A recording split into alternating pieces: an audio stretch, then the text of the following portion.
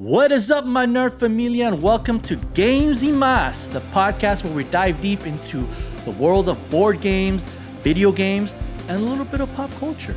I'm your host, Vic, and I would like to be the first to welcome you here to our little corner of nerdom. Whether you are a diehard anime fan, a manga reader, a film buff, to a casual, intermediate, cozy board gamer, to an aspiring esports star in the video game world, or to everything in between, this podcast is for you. We would love to engage with you guys, share some stories within the nerd familia, so come join us. If anything that we've said resonates with you, hey, join our wacky adventures here at Games y Más. We would love to have you here. So, with all that being said, pull up a chair, grab some dice, y acompáñame a jugar.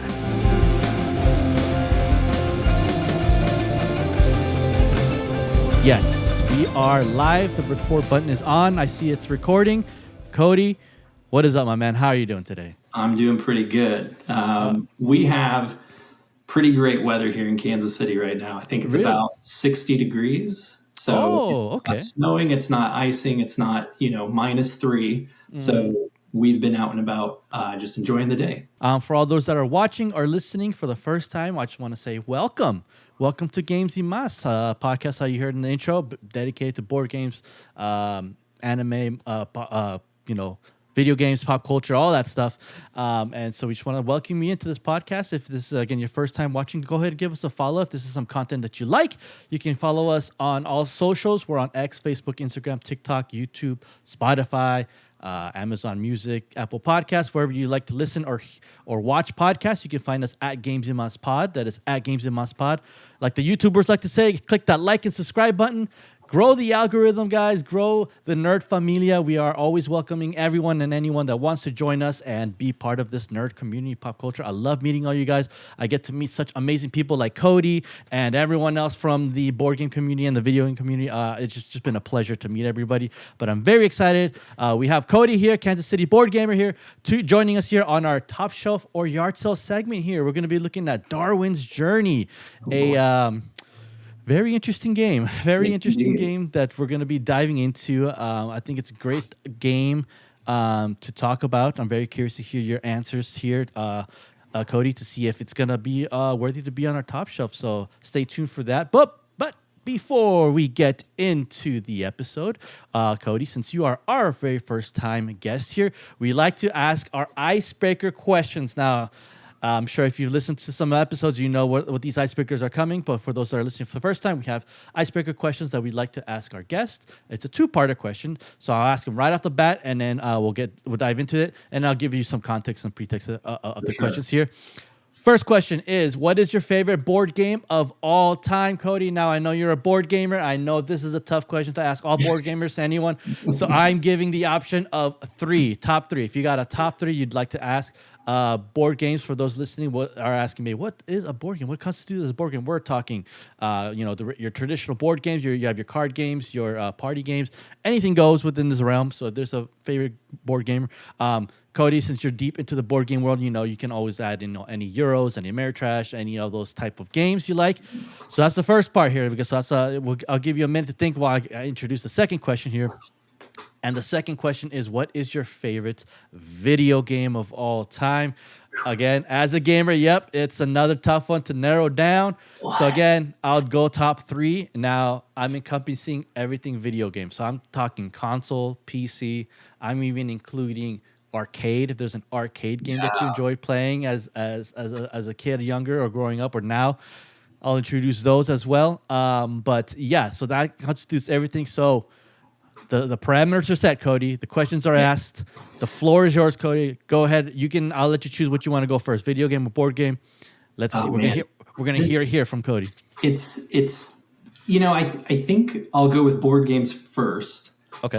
Just because the length of time is not as long as video games. So video games, I mean, gosh, I had been playing video games since the first Sega console came out. Oh, nice. So that's as tough as choosing top board games are. Because I'd probably say I got into modern board games around 2016 or so. Okay. So we're looking at about a 10-year period. Video games, it's we're looking at 30 years. Yeah, that's a big Like, expansion. Yeah, it's rough. big expanse of that. Yeah. All right, let me see here. It's always a tough question for really any top games because I think a lot of it is just how I feel right now. Right, for sure. It could be, I'm feeling more cutthroat. So here's my top games. Or I'm feeling more like I just want like a cozy, nice experience. So here's my top games. Okay. So I'm probably going to do this almost the same way if Letterbox came to me and said, give us your top 5 movies right now. It's like, I'm going to give you a variety because I contain multitudes. And I can't just give you like, we're going to give you all straight Euros and that's it. Yep. So first one is there's a kind of a card tableau game called Imperium, and it spans Imperium Classics, Imperium Legends, and Imperium Horizon. So it has a lot to do with like ancient civilizations. So we're talking like Egyptians, Romans, Greeks, all things like that. Okay.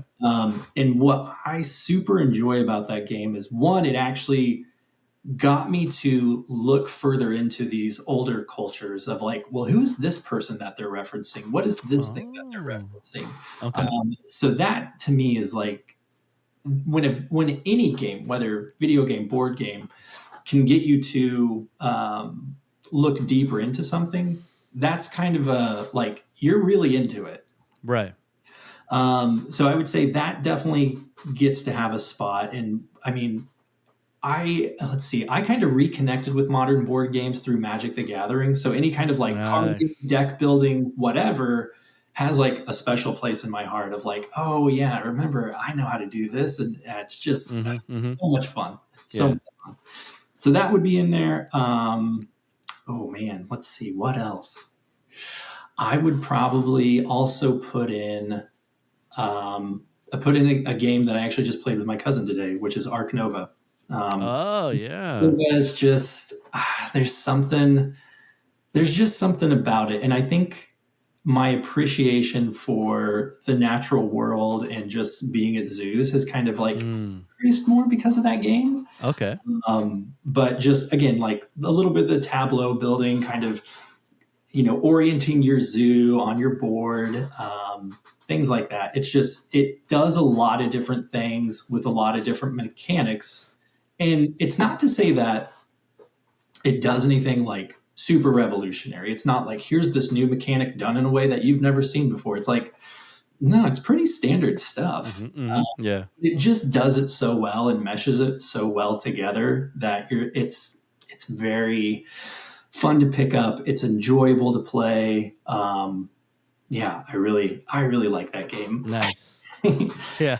Okay, so there's 2. Okay. Next one. Ooh, I'm trying to think of something that would be almost like out of left field. Ooh. I'm kind of like picturing my board game library right now. I'm kind of going shelf by shelf. Okay. Okay, this one's not going to be out of left field. Okay. This is one that I really enjoy, and it doesn't hurt that the end point of this game is Kansas City. So it's kind of a connection. The Great Western Trail. Yes. Great Western Trail, you're, taking your cattle herd from Texas up to Kansas City to, ship off and make money. And that's another game where it kind of has that Euro feel with a little bit of a hybrid design because you're kind of doing some deck building with the cattle. You're moving up these tracks almost like a rondelle because you get to Kansas City, you go back to the beginning, do it all over again. Yeah. But just another super satisfying game with a lot of different strategies. It's just that I would almost say like if someone gave me those 3 games and said for a year, you can only play these 3 games, I'd probably be okay with that. Okay. Yeah, no, definitely. Yeah. I mean, those are amazing selection of games. Imperium. I've not played Imperium. In fact, I can't even picture I've know of the game. I just can't picture the box right now. I'll have to look it up. But interesting choice. Arc Nova. I love Arc Nova. That's just like a everything game. You have everything from like absolutely. your card drafting, building, worker placement, tableau building. Yeah, it's everything. It's like this game doesn't know what it is. It doesn't know how to make up its mind. It's just everything to play, and I love it. And I've learned so much about animals with this game because I'm like, oh, like different types of monkeys, the different types of tiger. I was just like, what in the world? Oh, but it's literally like Zoo Tycoon on a board game, and I just and I love it. I love it. I love Ark Nova. It's one of those rare instances in games where it's like I want to master this game, but it's so hard to. So yeah, definitely a good one. Your third selection, you chose. What was your third selection? One more time. Great Western Trail. Great Western Trail. Yes, great game. I love playing that one. Great selection there with the board games. You got your top three there. I know it was a bit of the tough one to choose from, but now we just got over one obstacle, and now we're going into the bigger obstacle here now of your favorite video games, Cody. I'm excited to hear what you think is your top 3 video games of all time. This is gonna sound very familiar because I watched your episode with Crimson.Board.Gamer. Okay. And so I'm gonna say for sure one of them is Bloodborne. Bloodborne, nice. And FromSoft games. I was having a conversation with a friend one day, and he's like, when I get off work and I go play video games, I just want something that like I don't have to think a lot about. I can just like, whether it's like a shoot 'em up or whatever. And I'm just like, I get that. I understand where you're coming from. Yeah. But man, I love kind of that punishment of I'm not really like I can't get the pattern of the enemy down yet, so I'm really having to try again and again and again. And I don't know. It's just there's something so satisfying about when you can execute on a move set, or you can anticipate what the enemy is going to do and you're able to defeat him. Even that's like just the normal roaming enemies in the streets in that game. It's super satisfying just to take down a whole mob of them. Yes. And then it's even more satisfying to beat a boss because those bosses are crazy hard. Oh my goodness. Yes. But Bloodborne definitely is going to take up a spot. That's an easy one. Because I think I put, oh my gosh, I had to have put, this is going to sound terrible. I think I put like 400 hours into Bloodborne. Oh, wow. Okay. And I can accurately say maybe 40 to 50% of that is the Chalice dungeons. Because I delved deep into there to the point where I was just like, what am I doing? Like, dude, why am I doing this to myself? Yeah. And what's pretty typical of me, especially when I get close to the end of something, is I really want to draw it out because I'm just like, I don't want this experience to end. I'm just enjoying it. I don't want to beat the game yet. So I still have not beaten it. You haven't beaten Bloodborne? Okay. Well, I'm right there with you. I haven't beaten it. Not because I haven't drawn it out. It's because I can't beat the final boss. That final boss. It's a difficult one. It's so hard. And like the way I got there was because I had a buddy of mine playing co-op with me. So he helped me, and he was like level like, I don't know, like 300 something. He was high level. So he's helping me get there. But when we got to the final boss, he couldn't play with me anymore because of work and schedule. So I was like left by myself, and I'm like, what am I supposed to do? What do I do? I don't know how to play it. So I haven't beaten Bloodborne either. So don't feel ashamed, Cody. I haven't beaten it. No, I definitely don't feel any shame for leaving games unfinished. It's my choice. I know what I'm doing, and it is what it is. Yep. So that's an easy one to pick out, Bloodborne, especially from this more, let's say, modern generation of games. Okay.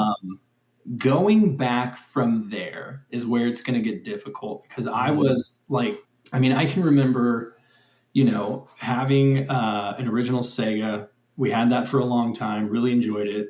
We played games like Sonic the Hedgehog, Sonic the Hedgehog 2, Lion King. Yeah. All sorts of stuff that is just like, oh, this game is so fun, but so challenging. Yeah. Oh my gosh. And then it was PlayStation 1. And oh gosh, let's see here. Back at that time, I was like really big into WWE. So it was like wrestling games and like WCW. It was kind of the Monday Night Wars between those two. So getting to play as like your favorite wrestler. Oh man, so fun.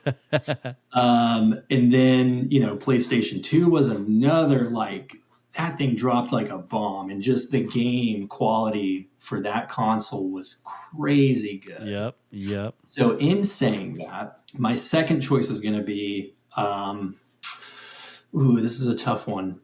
So have you heard of the SSX line of games, the snowboarding games? Snowboarding, yes. I love SSX. Those games, like the first one, I was like, I don't really like sports games. I'm going to pass on it. Right. And then I think, and this is gonna age me. In one of the PlayStation magazines, they always would give you like a demo. Yep, the demo inside the book. Yep. Like 4 or 5 demo games. Mm-hmm. I thought, well, okay, I'll just try it because it's on this demo disc. And man, was I wrong. That game was awesome. So original one's really fun. And then the second one was SSX Tricky. And that's all these wild, insane tricks. And you were getting points for like the wilder and crazier the trick was. And that was in addition to you also racing everyone else. Yes. And then the one I'm probably going to pick is SSX3. And that's where it was just like one big mountain. But it was still like the crazy tricks and the race, and you could start at the peak and race all the way down. Yep. Oh man, that game, so much fun. Yes. Oh my goodness. And side note for that one, SSX Tricky. Oh, best soundtrack. Oh, one of the best soundtracks. I would listen to that soundtrack all the time. And it's so great because every once in a while I'll remember like this song and I'm like, I'm pretty sure that was like either the SSX3 or SSX Tricky soundtrack. Yep. I can go to YouTube or Spotify and someone's already made the entire list. Yeah. And I'm just like, the nostalgia. Yes. Oh my gosh. So good. Yes. Oh man, I used to play it all the time on the Xbox. Oh man, Tricky was one of my favorite games where I'm like, I'm doing like backflips on my snowboard and like chicken, I'm like, dude, what is going on? It was yes, SSX Tricky. What a throwback. What a great core memory unlocked right there of me playing with my brother. Oh, okay. That's right. So for my third one, this is a tough one. Mm-hmm. I think I'm gonna go back, and this would be kind of my out of left field choice. Ooh. Okay. I think it was the original PlayStation. Okay. There is a game called Jedi Power Battles. Yes. Mm-hmm. And it's you just pick a Jedi and you just fight a bunch of like random enemies. And man, like I'm trying to think, probably 12 or 13-year-old me getting to play as a Jedi, being a big Star Wars fan. Mm-hmm. I mean, there was nothing better. Even though the graphics aren't like anything amazing. Yeah. Let me just play as my Jedi, cutting down, stormtroopers, or I can't remember what era it was set in, but that was a so satisfying game. Yes. Oh man, yeah, that game was great too. That was amazing. I didn't get the chance to own that game, but I think one of my cousins had that game, and every time I come over, I'd play with him. He also owned Star Wars Episode 1, the one where you just gonna walk around and you can like kill Anakin if you wanted to as a kid. And you're like, all right, cool. I prevented everything pretty much. Absolutely. I remember those games. Yeah. Oh wow, that's another trip. And I think it just got released on Steam as well, so you can play it on Steam. Nice. Very nice. But I'm hearing a lot of negative reviews on it, that the port's not really well on it. Again, that's the case a lot with these old games. Yeah, and I don't, the thing is, and I'm okay with a game that, so I'll kind of give another example here. When Batman Begins came out, I'm like a huge Batman fan. Okay. Love Batman. Mm-hmm. So I was super stoked for the video game to come out. Okay. Didn't read any reviews, nothing. I was just like, I'm getting it. I don't care. Yeah. That game was awful. But I wanted to get through it so bad because I was like, it's got to be good. It's got to be good.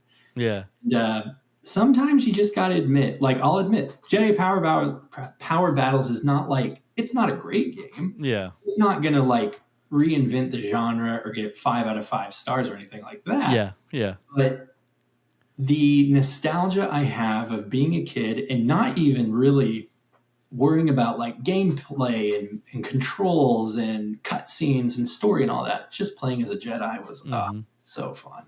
So, for sure. Yeah.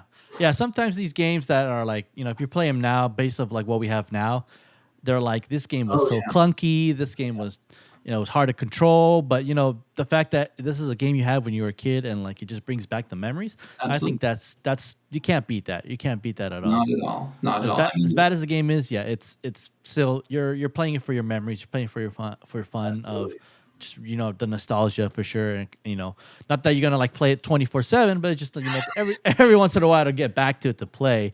And then then you go back to your modern, you go back to FromSoft and start playing. That's right. That's right. The even harder games, the even harder games that it's a harder game, but the controls are a little bit smoother. So I know a little bit.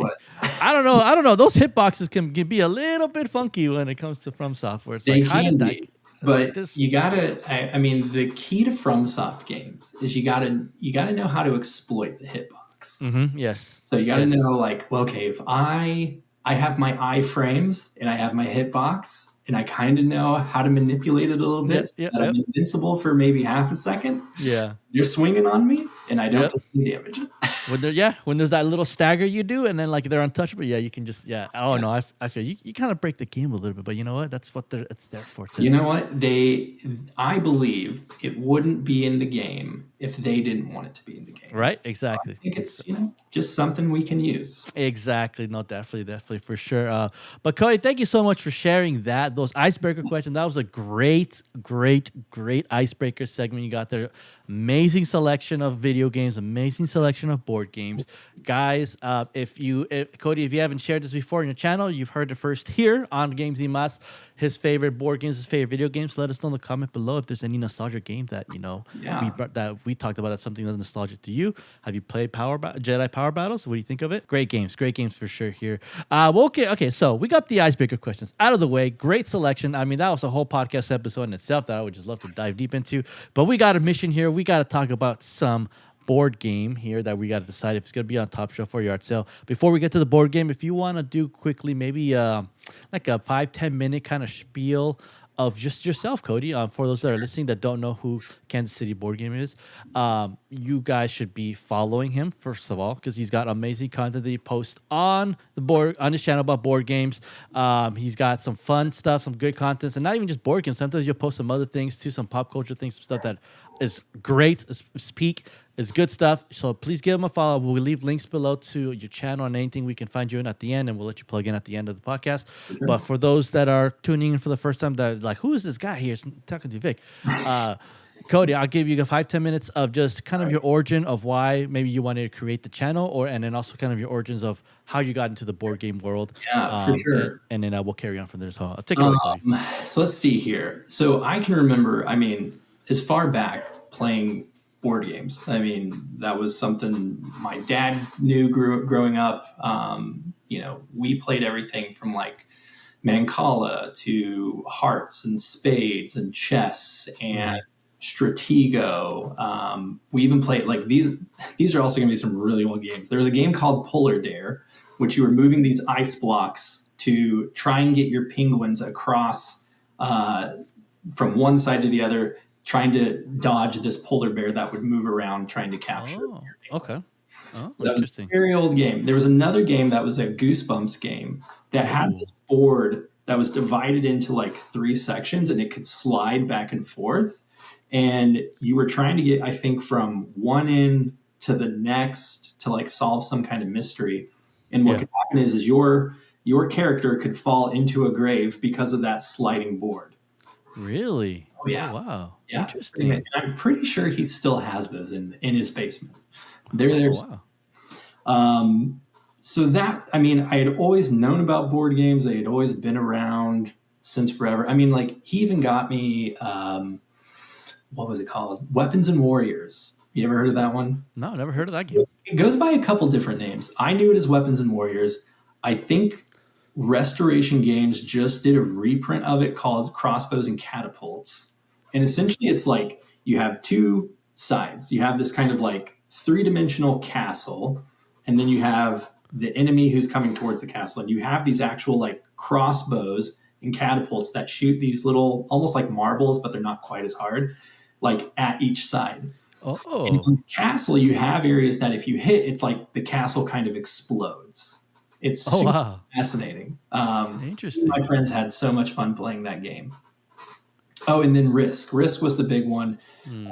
My dad's family. I will kind of tell a very embarrassing story of at a family gathering. I think I had to have been like 6, 7, 8, very young. I was playing Risk with some older cousins and uncles, and my dad was like, "All right, we need to get going to get back home." And I was so convinced that I was going to win that I had to leave the game early, and I started crying because I was so upset. Oh. So, that's how intense I was about games. Yes, there you go. But then naturally, video games became a bigger thing, so I got into that. I think one night I was just like sitting on my couch playing a video game, not online or anything, just a single player kind of story mode game. And I thought to myself, I was like, I should be doing stuff with people. Why am I sitting here alone in the dark just playing this one video game? Yeah. And I don't really want to do the whole online thing. Like, I need to do stuff with like people around a table playing a game or something. And I was like, oh yeah, like I should get back into board games. Okay. And so I got a bunch of my guy friends together. We played Pathfinder, the adventure card game. Oh, that was a lot of fun. Yeah. We went through the entire campaign of Wrath of the Righteous, which was a lot of fun. And that was kind of like the start of the snowball going downhill for me, because I was like, this is awesome. Like, what else is out there? Yeah. So, I remember getting like Smash Up, Small Worlds, King of Tokyo. I think someone had gifted me Pandemic as a gift one time. Nice. So that was like really me kind of starting to get into things more and more and more. And then it just, took off from there. That was it. Yeah. So I will say last year was a really interesting year. So I set forth a challenge for myself, which was to only play one game a month. So I had set my schedule of January, you're going to play this game, February, March, April, it's just going to be this game. And on, my Instagram, I just said, just talk about your experience. It's not about playing it a certain amount of times. It's not about winning or losing. It's just about what is the experience of only playing one game a month. And so that was a really fun challenge that I was very skeptical that I would get through at first. But then, March, April, May rolls around and I'm like, I'm like halfway through the year. Like, this is pretty easy. Yeah. So I really enjoyed doing that. And that was just, again, you just chose some games that I thought, I think I could play this game for about a month, and just went forth and did it and talked about it on Instagram. So it was a lot of fun.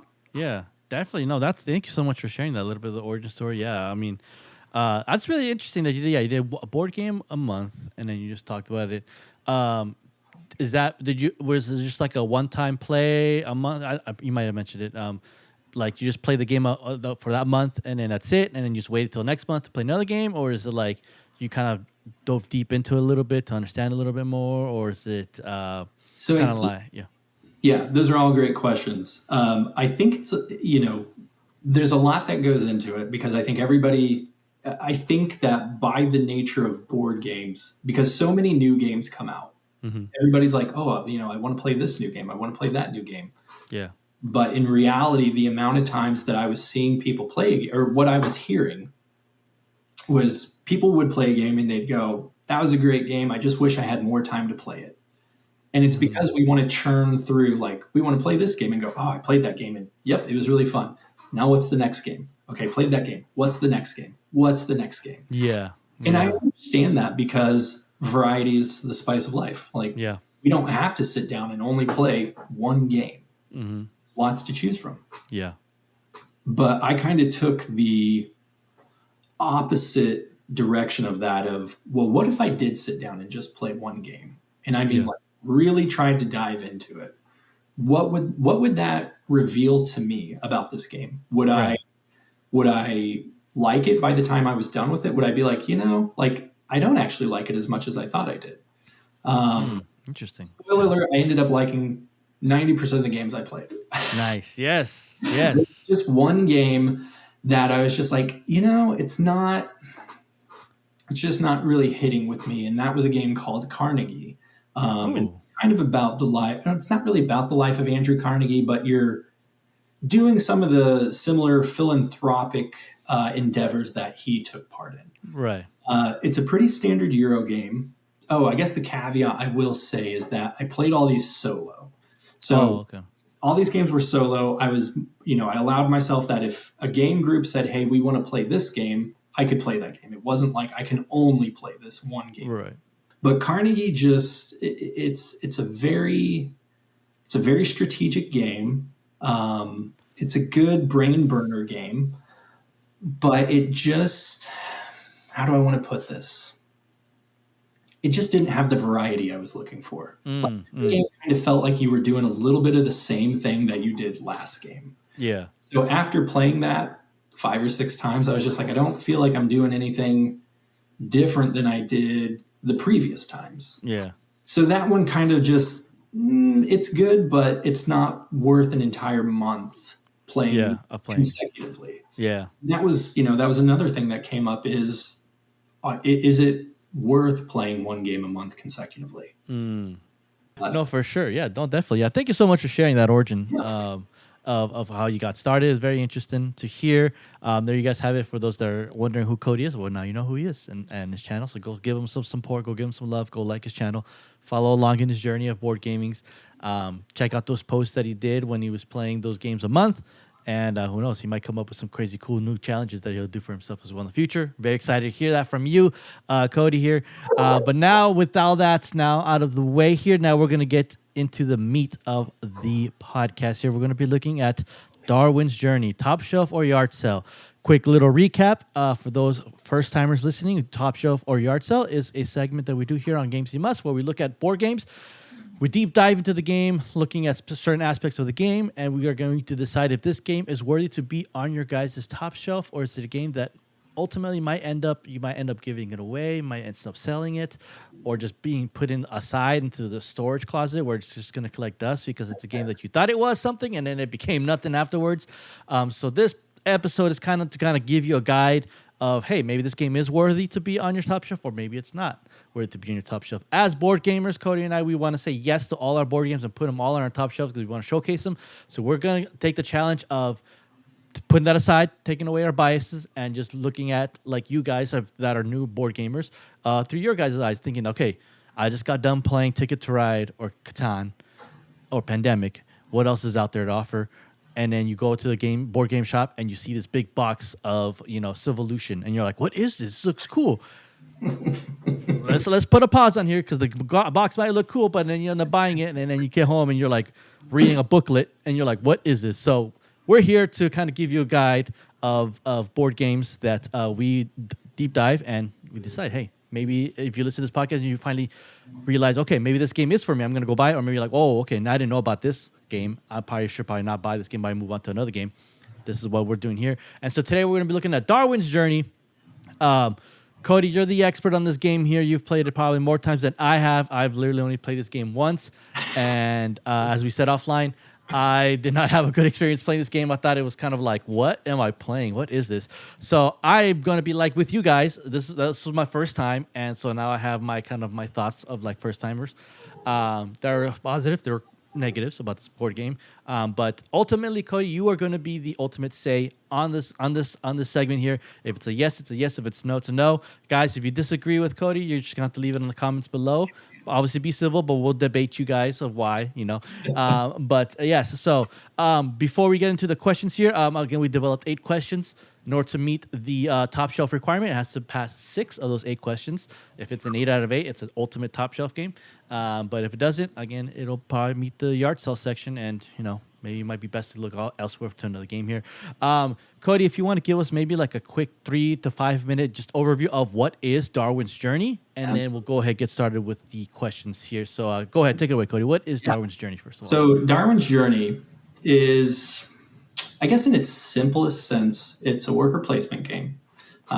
You have workers on your placement on your player board.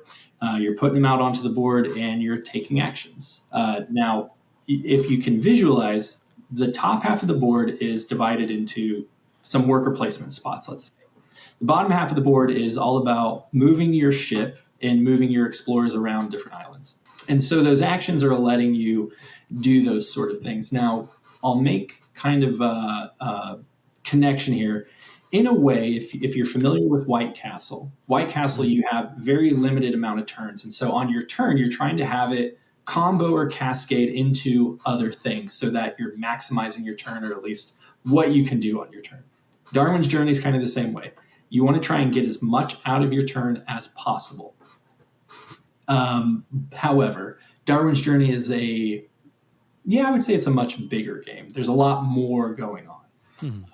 There's everything from getting wax seals to put your workers on more powerful spots, as well as specialized spots that let you do all sorts of, crazy things that are a lot of fun. You're getting objective tiles and getting those objective tiles completed and then putting them on your player board and getting combos from there. You're delivering specimens to the museum to move up on the theory of evolution track and get some money and all sorts of things. So for sure, very big game. There's a lot going on, and there's a lot to consider. It's not just I place my worker here and I get $5. Like you can do that, but there needs to be a little bit more to it as well. So I'd say that is my kind of quick and dirty spiel of what is Darwin's Journey.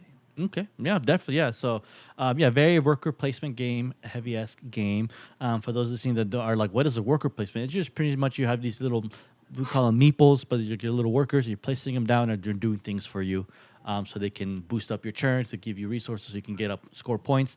And just like you said, you're placing them down so they can cascade into bigger turns. If you place this guy here, it'll cause you to get here, but then you can spend it to do this, and then it allows you to open up this kind of a mechanic, kind of a deal. I'm paraphrasing. Obviously, there's more to it, but so that's kind of what worker placement means a little bit. If you're curious about that, if you want to know, I'm doing a quick little plug into our earlier episodes.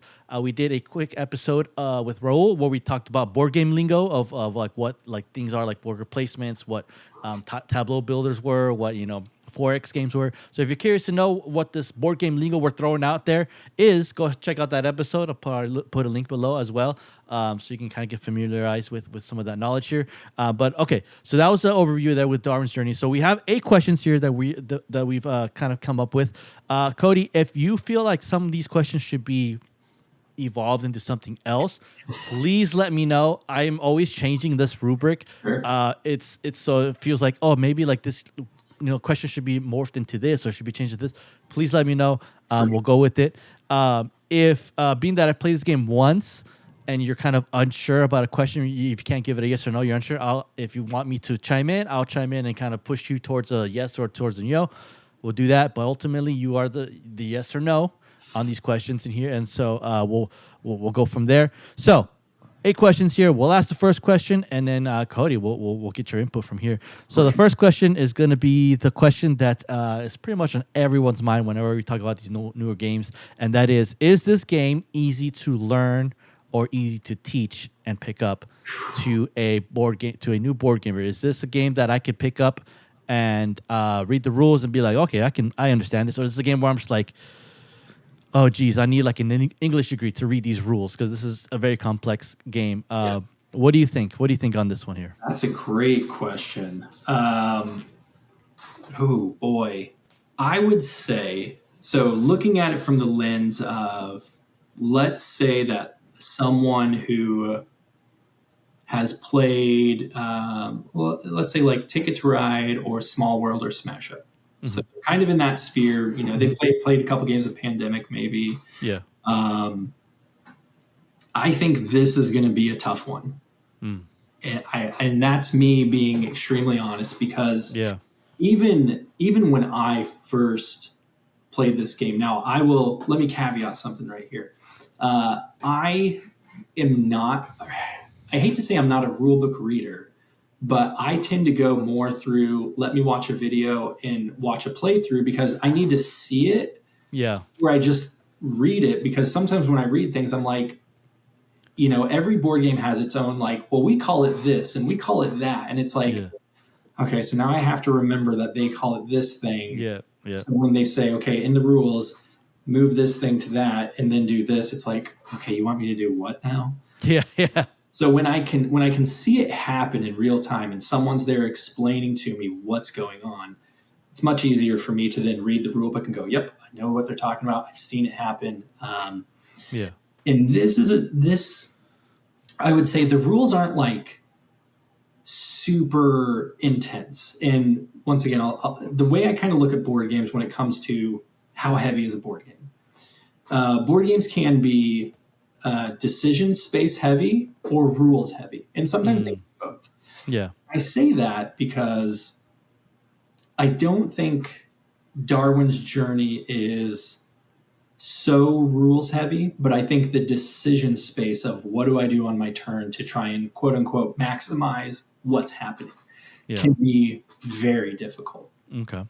So I wouldn't say that this is going to be an easy one for like someone who is I would say they're kind of like getting their feet wet in the game industry world. Okay. So got you. So we're leaning more towards maybe this is a no on this question. I would be okay with that. Yeah, no, I would agree with you a little bit on that one. Even as an avid board gamer, and I love playing all games, I lean more towards Ameritrash, but I love Euros too.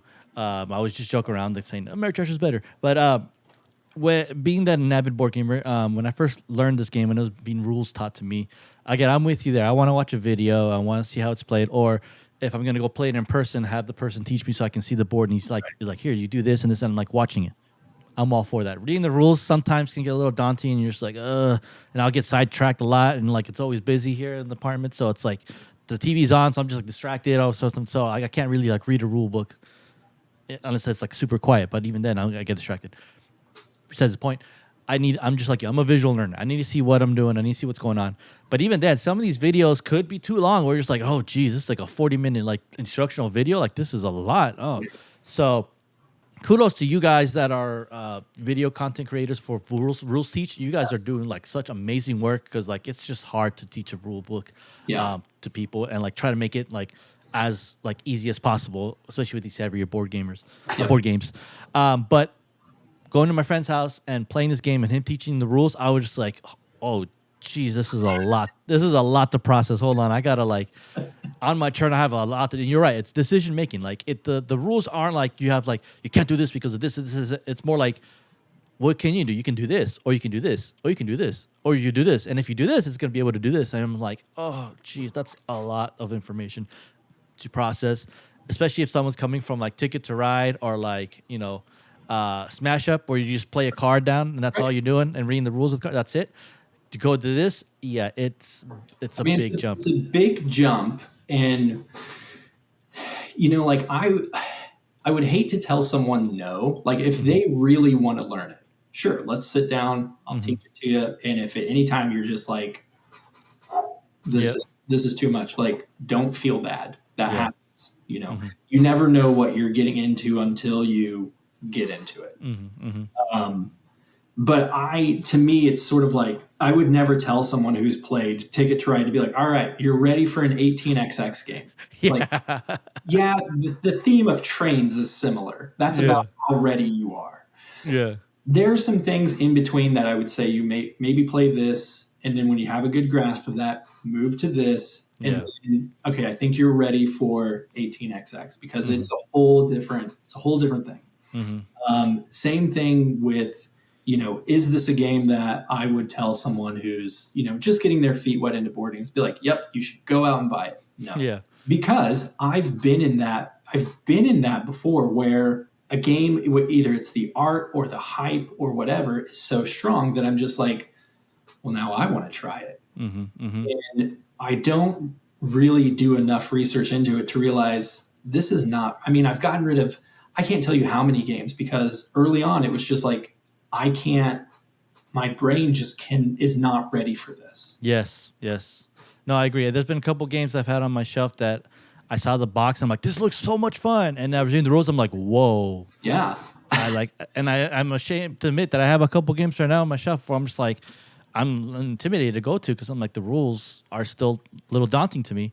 I'm getting there. Slowly breaking down the list, but still, there's some games where I'm like, maybe I should have waited to buy this game. Maybe I should have waited till I got built up my experience to play this game. Kind of like a video game. You can't just level 1 go straight to the final boss. You got to grind. You got to level up a little bit more and understand. Same thing when it comes to these board games. So we'll go with the no on this question. Again, not that it's a tough one. Not to say like you know don't ever buy this game. It might just be prepared. This is a heavier game, so no, it's not easy to teach. So it's okay. We'll go with the first no here. Move on to the next question here. Questions 2 and 3 can kind of be combined, but I kind of want to separate them because there's different wording that we could choose from. Sure. I'll give you the first question: Is does this game have good components? Game components is how is the tokens? How is the mats? How is the currency? Is it again? I'm not a big fan of like just straight cardboard little like token cutouts. Nothing wrong with that. I like those. But if you have like game comes with like those like nice metallic coins or those nice little miniature standees, I'm okay. I love that. I prefer that. I know the cost efficiency for those game designers are like this is too like it's way too expensive. Like cardboard is easier. Yeah. I understand. Yes, I completely understand. Yes, but if it's a game that has like really nice components, I mean I'm all for that. I know it's tough out there. But what do you think? Does this game?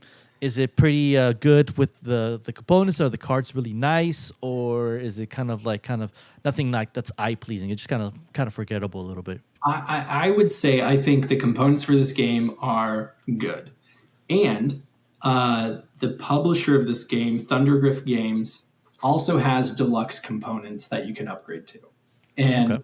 In there, so they just came out, or they just started fulfilling the most recent expansion to Darwin's Journey, which is Oceania. Mm-hmm. So I just got that one maybe a couple weeks ago, and I upgraded all the cardboard pieces because I had just had the retail version of Darwin's Journey. Oh, okay. And, oh man, like the metal coins and you know, all the kind of stuff. It feels really good. Yes. I will give, however, one little caveat. Okay. So the wax seals are also upgradable to this kind of plasticky. Little rubber. Really like wax seals, and they're really nice. I don't love them as much. And the reason is that sometimes when you look at them, and maybe this is because I'm getting to be like almost 40, it's just to me like one color, and I'm like, oh, I know what color this is, but I want to see like, oh, this is the ship wheel. This is the pin for correspondence. Like I liked it better in the cardboard version because it was easier to see. Mm-hmm. Again, I like the feel of the upgraded wax seals, but I like the way that the art stands out more on the cardboard version. I mean, and that's not a bad problem to have because it's like you can mix and match whatever you want. Yeah, for sure. I also think, someone will have to correct me on this. I think for both Oceania and base game Darwin's Journey, they did come out with play mats. Again, stitched edges, very nice. I didn't get them because I just like unfolding cardboard. Yep, opening it up. The player boards, you can get the standard retail player boards that are just flat, or you can get the like the recessed player boards that you can like slot. Oh, yes. Very nice. They're very nice. So component wise, yes, it has very nice components. Okay. I could see base game components are nice. The artwork is really nice. It's really detailed. The board is really cool. So it's a very eye pleasing game for sure. It's not a boring drab dull, just like grays and browns. Like you have nice colorful features in the game for sure. The second question, again, it could kind of almost mesh in with, or the third question, sorry, could almost mesh in with the second question, but I wanted to explain more of the design. So it's, does this game have good game design? How is the mechanics of the game? Does it flow really well, or is it like these turns can get broken really easy because you can break the game by like spamming this worker placement so much? And also I like to lump in the artwork. Is a really nice. We kind of already talked about it with the second question, but we can dive more a little bit of the artwork. How's the artwork? How's the are your character sheets or your people that you're hiring? Are they just drab little stick figures? Or are they like nice detailed people, stuff like that? So what do you think about this game? Does it have a really good game design mechanics and good artwork? Yeah, I'll start with the artwork. I think the artwork's great in this game. I wouldn't put it past someone to be like, it's a little drab. It's not maybe as like bright and colorful as I want it to be. Yeah, I could see that. But I think the way they lay out the map on the bottom half of the game board is very well done. the art of the different species and trees and fossils are all done really, really well. And I think they actually, again, in my opinion, in the Oceania expansion, it feels like those are almost even better than what was in the base game. It's really well done. So the art is like definitely a thumbs up for me. Okay. From game design, we were talking a little bit earlier. This is a game that when I first played, my first couple of plays, I did not like it. Mm-hmm. It was just like, I get what I'm doing, but I don't really like, there seemed to be an issue with the economy of like, I always needed money to do things and I never had enough money. And then it was like, I don't understand how to get money. I feel like all my turns are, I'm just putting my worker on the spot that gets me like $2 or $3 so that I can do something. Yep. And it wasn't until, and this will be my board game arena plug. When I started playing Darwin's Journey solo on Board Game Arena, when it was automated, the computer's going to take care of, running the bot and doing all these things. And so all I had to do was just focus on strategy. Let me try this. Let me try this. So it was almost like, and I'll say this multiple times, BGA to me is a lot like just practice. Like you're just practicing playing games. Yeah. So I was able to get in a lot of reps of Darwin's Journey. And that's when it really started clicking for me of like, oh, I see here what's going on. If I do this and I kind of set it up right, then it cascades into these other things. So from a game design perspective, I think this is really good game design. And this designer I know has another game called Newton. It's kind of popular here and there. You might hear about it every once in a while. Right. But it's another game where you have a very limited amount of turns, and so you really need to maximize what you're doing on your turn. Yeah. That game is probably a little bit easier to grok than this one. But it's just, both of those games are designed so well. It's a little bit of a hurdle to actually see how well designed it is. Right. Okay. So we'll go with the yes. I think, and I agree with you. Yes. That's a game, maybe with the small asterisks of the design of the mechanics, is like you might need to give it a couple playthroughs to for sure understand the game. And again, nothing wrong with that. It just gives you an excuse to replay the game to understand more of the game. And I think, the artwork is really nice. I like the cards that you're like hiring, the people that you get to hire. Mm-hmm. And it's very pleasing, very colorful, not super bright and like vibrant colors, but enough to be like, oh, this is nice.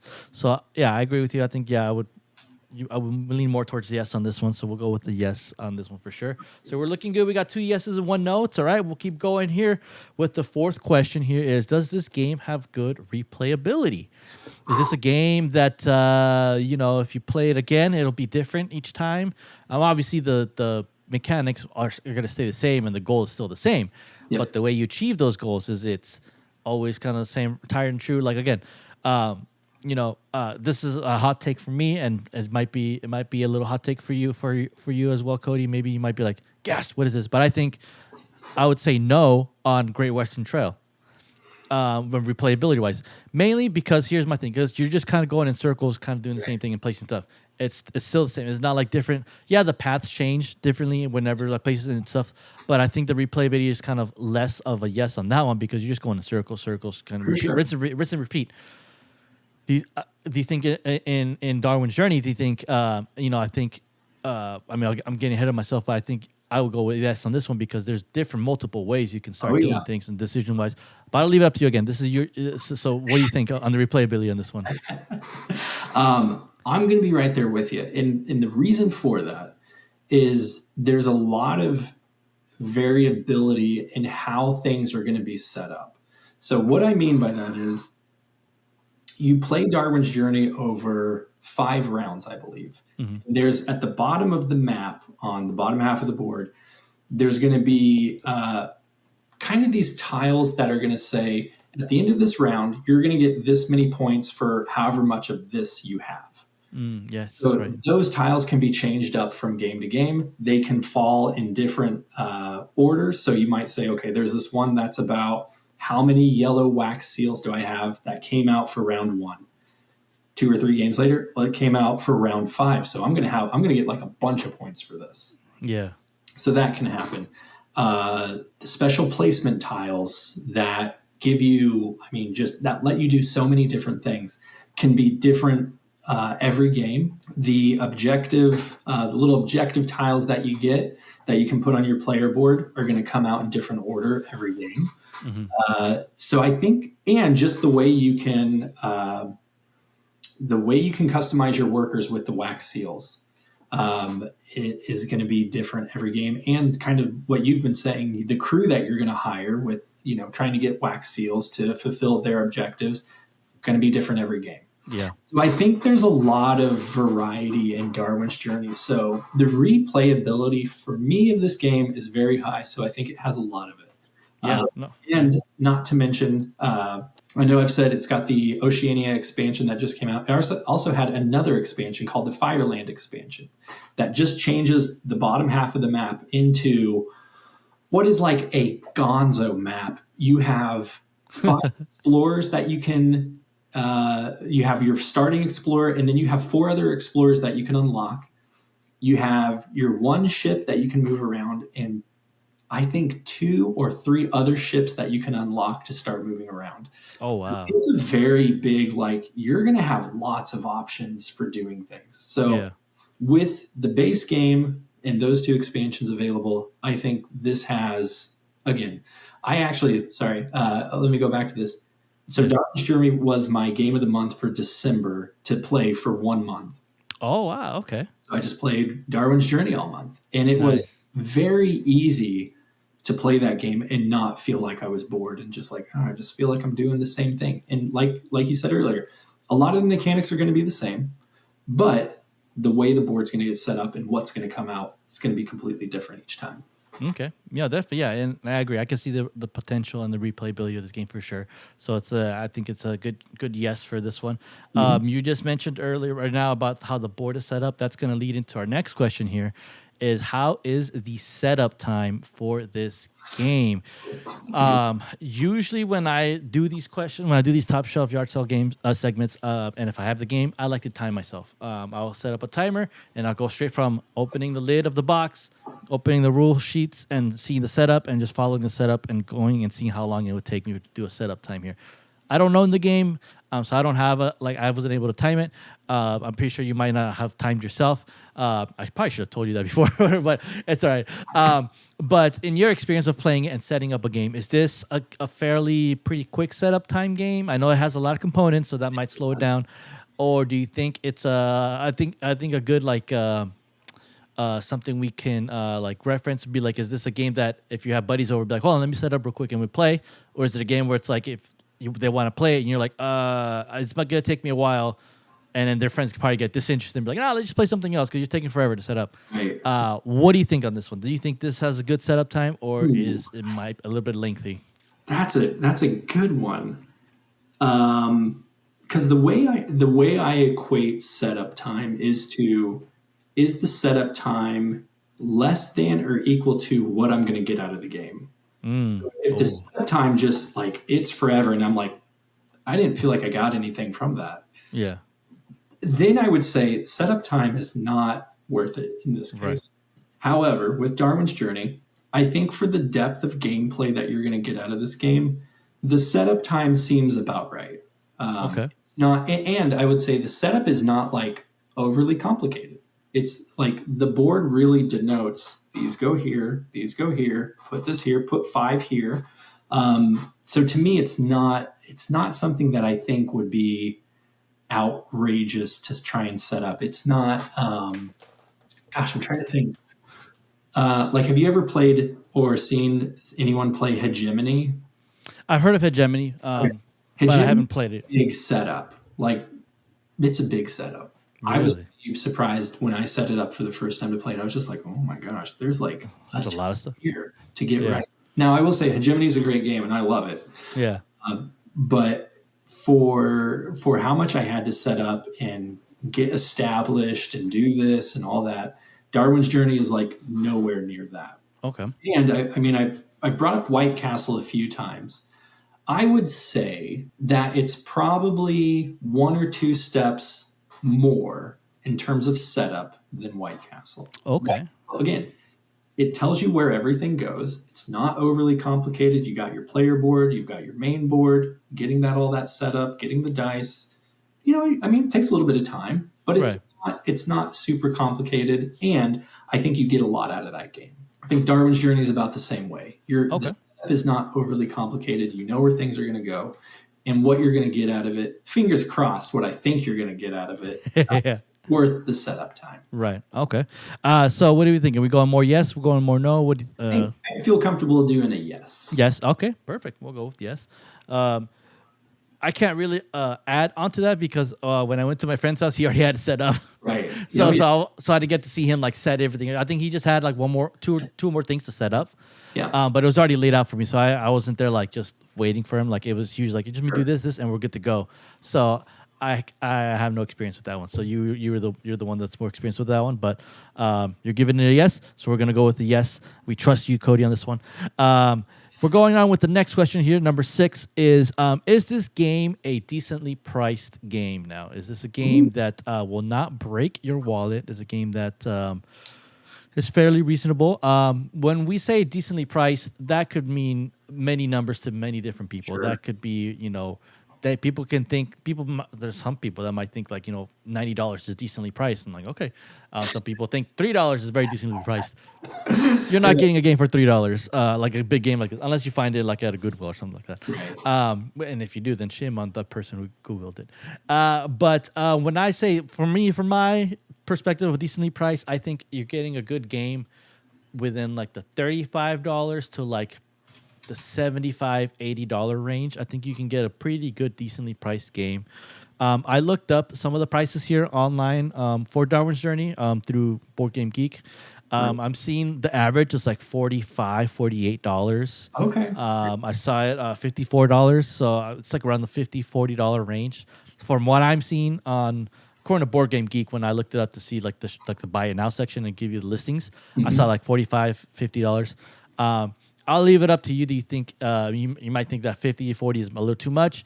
But again, it's up to you. What do you think? Is this game decently priced, or is it like you might have to save up a couple bucks for this one? I think it's actually pretty decently priced. I kind of, when you were asking this, I was just like, man, I don't even remember what I paid for it.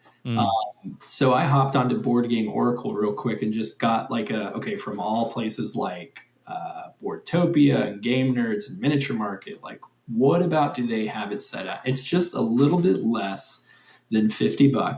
Okay. And I think $50, to me, when I think $50, it's like, yeah, you could spend, if you had a budget of like $100, $50 is of course half your budget, but that's a pretty substantial game that I think you're getting for $50. Yeah. So I think it's pretty well decently priced. I know I did see, and you always have to be a little careful of this. What is it? Noble Knight Market, I think is what it is. Yeah, Noble Knights. They like to, of course, they take all sorts of used games. Yeah. They like to kind of put them all together. So there's a copy of Kickstarter Collector's Edition on there for like $200. Oh, geez. Don't. The reason I say that is spend, $50 on this game. See if you like it. If you like it, then I think the upgraded components, if you like it enough, the upgraded components are definitely going to be just like a nice added touch to it. Yeah. No, I agree. Yeah, I think $50 is a good price. Just under $50 is a good price, especially for the amount of game you're getting to play and the amount of stuff you get to do on this game. I think it's a good steal. There are heavier games that cost more that sometimes you kind of are looking at and you're shuffling going, that was a big buy game. Not to say that they're bad, but again, just be careful with those types. And again, yeah, like you said, don't go off buying the whole Kickstarter, all-in pledge for like $300. Just buy the base game, and if you like it, add the expansions to it of that, Exactly. But okay, so yes, decently priced game. We're looking really good. We only have one no so far, so I think so. We just need one more yes, and this game becomes a top shelf game. So let's see if these two are yeses here. We'll go off with the seventh question here. Does this game have good lore? Is this a game that it's very immersive, very thematic wise? Is it a game that you can dive yourself into it and be like, okay, this is the story, this is what we're trying to do, or is this a game where it's like, who cares about the story? The goal is just to get the most points and stuff like that. Do you think? Do you think this game is a good immersive storytelling game that you can get into, or is this a game that's like, oh, this is you could slap in a skin of some other theme and it'll just be the same thing? What do you think? I think that is such a well worded question. And here's why. I have read people reviews or just talking about the game, and they think it's super thematic. I don't really connect with the theme that much. And I'll tell you why. If someone said, what is the theme of Darwin's Journey? I'm like, I'm not 100% sure what the theme is. You're like reading Darwin's journals and following along in like his voyages across like the Galapagos. And I don't really get it. So for me, this is like, there's a theme there and it's interesting and the art's really well done, but I'm not immersed in this game thematically. I'm immersed in this game mechanically. The mechanics are very satisfying. The combos you can pull off are very satisfying. Mm-hmm. That's me. So is it a thematic game? I'm going to say no. No, this one? Okay. So you think like maybe if this game were about pirates and you're following Blackbeard's journal, it'd still be the same thing kind of. You're just kind of following, still selling out pirates and you're still trying to figure out things. Do you think like it could easily be reskinned to something else and it'll still be the same mechanics? So it's funny you bring that up because there is a game coming out from the same publisher called Galileo's Truth on GameFound. And what they're doing is they're using the template, the mechanical template set up in Darwin's Journey to then say, well, what if we applied it to another historical figure and their time period and what they went through?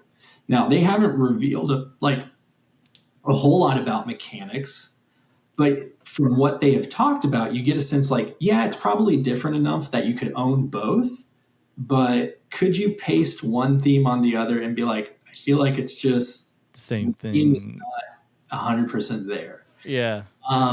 It'll be interesting to see how that plays out. But yeah, I kind of feel like if you were to come up with a theme where it's like mechanically you're kind of doing the same thing, it wouldn't really matter because again, to me, this is more of a mechanically satisfying game than a thematically immersive game. Okay, for sure. No, definitely. Yeah, I agree. I could see that. I could see that way. I could see both ways. Playing it, when I was playing it, I wasn't really into the story.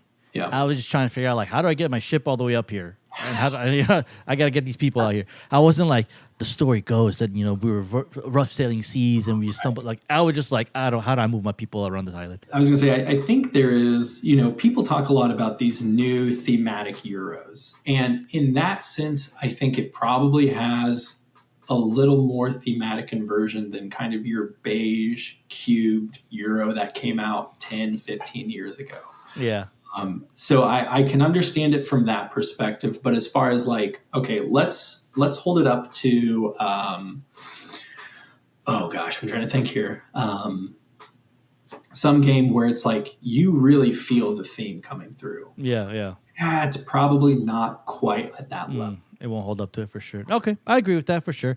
Okay, we'll move on from that one. So that was a no for that one. Now we're looking very dicey because this next question's a no. We might have to yard sell this game, but that's okay. You know what? Whatever it is, we still love this game here. So this last question here, I'm very curious to know because for me, this is a no, but I want to know your thoughts on this one here. All right, here we go. Does this game have good pacing? Is this game on your turn quick enough that you can just do this and that and then it moves on? Or is this a game where like if we're playing if we're playing 4 players and I was player 1 and now it's player 4's turn or player 3's turn, I have to like wait for a while that I might have to pull out my phone and just wait for them.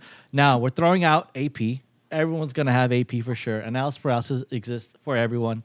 So we're throwing that out because that's going to be that, if we include AP, then that's like a no for every single game because someone can take forever on their turn. So it's fine. We'll take that away. Let's do a perfect world where everyone just on their turn. They know what to do. They're spot on. They're hitting their goals. Do you still think even then on your turn, you still have a lot to do that it might take a while for you to get through your turn before the next person goes? Do you think that pacing is a little too slow, or do you think it's quick enough for you to be still alert and figuring out what's going on with everyone else? What do you think on this one? For me personally, I thought it was a no because I was pulling out my phone a lot in this game because I was like, I'm waiting a lot for this turn. But what do you think? Yep, I completely understand that. My experience, and again, I've played this game more solo than anything, but I've played online with just random strangers and whatnot. I think that during someone else's turn, you are probably still figuring out what to do on your turn. Mm-hmm. And the reason for that, I'm trying to be as unbiased as I can be, but as I was hearing you talk, it reminded me a lot of playing Ark Nova. So even if someone knows Ark Nova well, they can take their turn and they're going to do some things. And then the next thing you know, like, it's your turn. And you're like, okay, I better, like, here's what I think I'm going to do. I'm going to play this card at this level. And okay, it lets me do this and do that. And then it goes around again. And then the next thing you know, oh yeah, it is my turn again. I think in that sense, Darwin's Journey does have a very good pacing of, it's not like someone is going to, so we talked a lot about turns that are going to like combo into letting you do other things. Nothing in those combos is so like convoluted or, okay, wait, hold on. We're at this point. I need to get the rule book out and look this up because how do you do this again? I think if everybody kind of knows what they're doing, and the iconography in the game is pretty straightforward about, oh, it's a ship icon. Move your ship 3 spaces. Oh, it's a walking icon. Move and explore 3 spaces, or whatever the case may be. It's not overly convoluted in that way. So I think it has a pretty good cadence, pretty good tempo, and you're not just kind of waiting around for someone to take their turn, because I think you're also invested in what's happening on another person's turn. Like, what are they doing? What are they comboing into? Like, okay, how did they do that? Because that was just like, that was a massive turn. Yeah. Amazing to see. Yeah. So it I think it helps you stay focused on, okay, that's a possibility in the game. Okay. So how do I do that now? Yeah. Interesting. Okay. So we lean more towards yes, good game pacing alone. Okay, yes. All right, definitely. Yeah, you've convinced me because you were right. I think when I played through, to me, I kind of felt like everyone was taking forever in the turn. It could have been the AP, but a lot of people were kind of like, all right, doing this, but I'm going to do this. But I guess also everyone else will start trying to figure out what to do on your turn. So they're kind of like, all right, I'm going to do this. I'm going to enter this. Oh wait, no, I'm going to do this. So it's just like, you're kind of like, we were borderline AP, and to the point where I was like, okay, I'm pulling out my phone because I'm waiting on like the third player. But you have a great point where it's like, towards the mid game, towards the end game, I was more invested because I was like, okay, they're doing this. How do I get to here? Okay, if I do this, so you're thinking on your turn. So you're not just like bored waiting on someone else. Because on someone else's turn, you're thinking of your turn to figure out how to do this. And and it does come by quick. I think to me it was just not quick enough to come around. Absolutely. But it could easily sway towards being a long pacing game for sure. But that could be said about any game. Game you could play Flip 7 and that game could take forever because one guy could be thinking about if they want to draw a card or not. Yes. Okay. So yes, you're going with yes. You are the final say here on this one. So yes. So with all that is all 8 questions that we've asked. And based on our results here, we've only had 2 no's. So that makes it, we got 6 out of the 8. So that makes this game a top shelf game.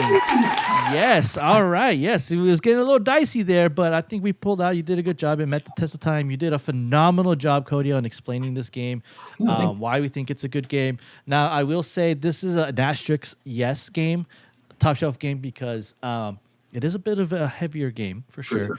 And like how we said kind of at the very beginning with the is it easy to learn? Not a game I will recommend for you guys if you just barely began scratching the surface on board games. Completely 100% agree with you, Cody. This is a game that you maybe have to kind of work yourself up to it. Now, if you want to take the challenge and figure it out, go ahead. Please let us know if you took the challenge and said, I went straight into Darwin's Journey. I only played Monopoly and then I went straight into Darwin. Okay, cool. Sure. Now I want to know how you pulled out, But But I think it's a game that's let's work up on, maybe play a little bit more Smash Up, maybe introduce yourself to maybe some other, maybe look into Nemesis, maybe dive deeper a little bit, maybe into Nemesis, maybe look into some of these heavier games or little intermediate games. I think Nemesis is a little too heavy, maybe a little less than that. Go there and then work your way up to Darwin's Journey. So with an asterisk, this is a top shelf game, but be ready for it. I think work your way up for that one.